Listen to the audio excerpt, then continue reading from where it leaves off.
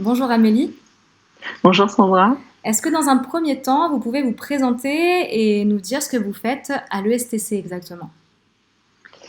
Oui, tout à fait. Alors, je suis enseignant-chercheur en marketing. J'ai soutenu ma thèse il y a 3 ans et demi maintenant. Et depuis, je suis essentiellement formatrice dans différentes écoles de commerce et entre autres à l'ESTC où je forme les étudiants à partir de la troisième année et jusqu'au bac+5 dans tous les domaines du marketing.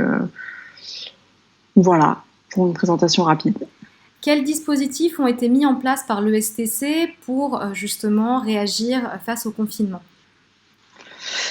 Alors, ça a été très rapide puisqu'on a appris le jeudi soir que les écoles fermeraient à partir du lundi. Et vendredi, ils ont et tout le week-end, je suppose, parce qu'une journée n'a pas suffi vu le nombre d'étudiants qu'il y a à l'école.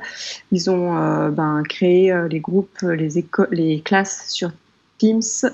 Et le lundi, en fin de journée, on a eu une formation avec l'équipe pédagogique, en tout cas ceux qui avaient cours dans les jours qui arrivaient après, pour pouvoir mettre tout ça en place dès le mardi matin.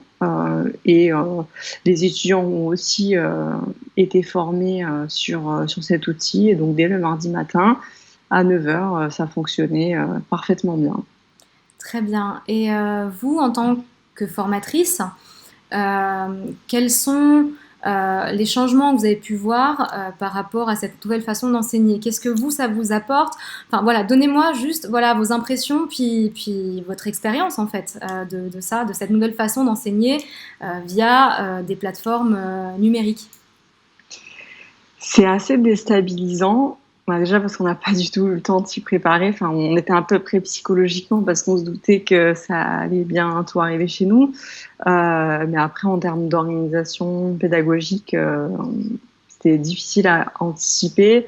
L'outil, ben, on l'a découvert le lundi pour mettre en place le mardi. Donc, il a fallu un peu prendre en main l'outil, savoir ce qu'on pouvait faire en termes surtout d'interaction avec les étudiants.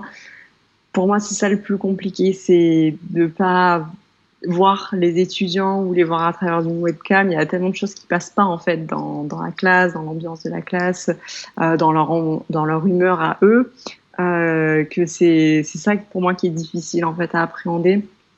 Après, ben, on essaye de créer plus d'exercices, de leur donner plus d'autonomie, des exercices très courts, corrigés rapidement, et pas faire trop de théorie, passer plus de temps sur la pratique, des exercices en tout petit groupe, à deux ou à trois, alors qu'en classe on travaille souvent sur des groupes qui sont plus importants. Voilà, c'est de l'adaptation constante, hein. Ce qui marche avec une classe marche pas avec l'autre. Alors c'est vrai dans la vraie vie, j'allais dire, quand dans une classe en vrai, c'est encore plus vrai quand on est en visioconf en fait. C'est de l'adaptation euh, vraiment heure par heure en fait sur le déroulé du cours. D'accord.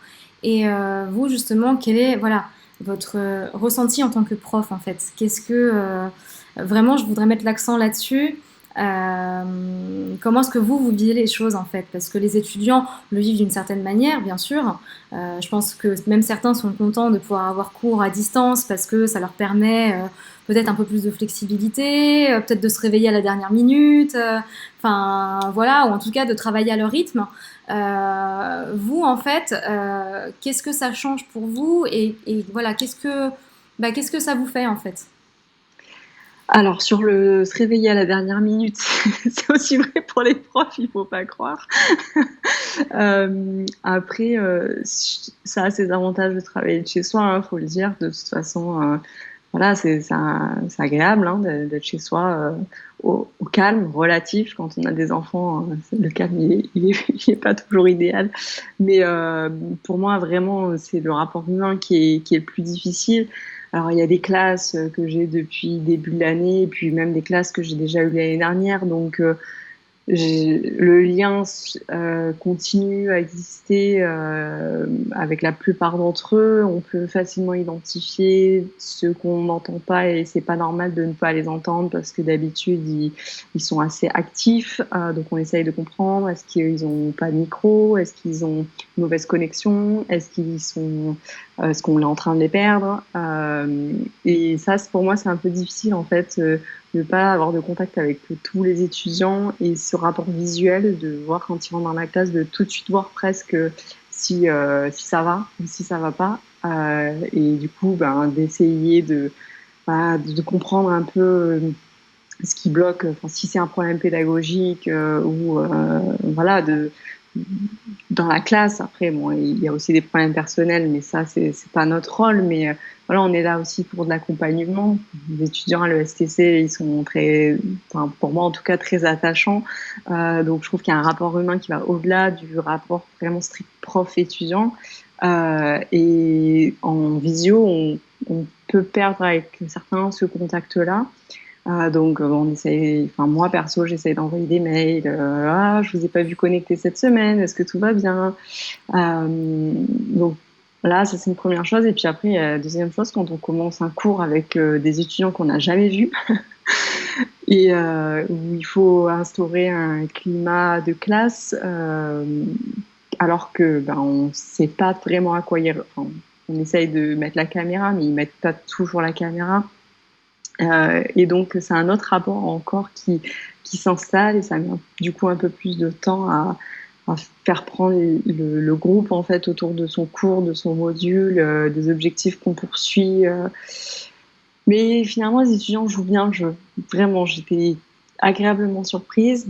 Bon, je ne m'attendais pas forcément à ce que tout le monde allume son outil et puis parte faire autre chose, hein, pas du tout. Mais c'est étonnant de voir des étudiants qui ont du mal à accrocher pendant le cours en physique, qui sont très actifs pendant le cours en visio. Et ça renverse en fait l'équilibre dans la classe. Enfin, ça bouleverse un peu les rôles de chacun dans la classe. D'accord. Et comment est-ce que vous envisagez justement l'après? Parce que je suppose qu'il y a un avant, il y a un pendant, il y a un après. Que ce soit en tant que prof ou en tant qu'étudiant, est-ce que vous pensez que tout le monde sera ravi voilà, de retrouver des cours physiques, entre guillemets parce qu'il y en a certains, je suis sûre que voilà, c'est clair qu'ils aiment bien les cours à distance. Euh, Est-ce que vous pensez que la transition dans l'autre sens sera plus facile que dans le premier sens en fait? Je pense qu'ils seront contents de retourner à l'école. La plupart disent ah, on a quand même hâte de pouvoir retourner, de se retrouver. Et même s'il y a du lien quand même qui existe entre eux, puisqu'aujourd'hui ils ont plein de façons de communiquer entre eux. Hein. Il y a souvent des groupes Snapchat de classe et autres, donc ça s'échange tout un tas d'informations. Donc le lien il existe, mais je pense que la grande majorité ils ont hâte de retourner à l'école, Très bien. je Eh ben, crois. écoutez, merci beaucoup pour cet entretien. Ben merci à vous de pouvoir présenter un peu la façon dont on vit aussi le confinement de l'autre sens. On essaie vraiment de s'adapter au maximum, de faire en sorte que les étudiants puissent finir leur année dans des conditions les meilleures possibles. Hein. Tout est déjà bouleversé. Il y en a certains qui ont plus d'alternance, plus de stages, qui savent pas comment ils vont finir leur mémoire. Donc on essaie de les rassurer, de les accompagner sur ça pour que l'année prochaine ils puissent enchaîner sur une nouvelle année dans des conditions qui soient les meilleures possibles finalement. Merci beaucoup Amélie. Merci beaucoup Sandra.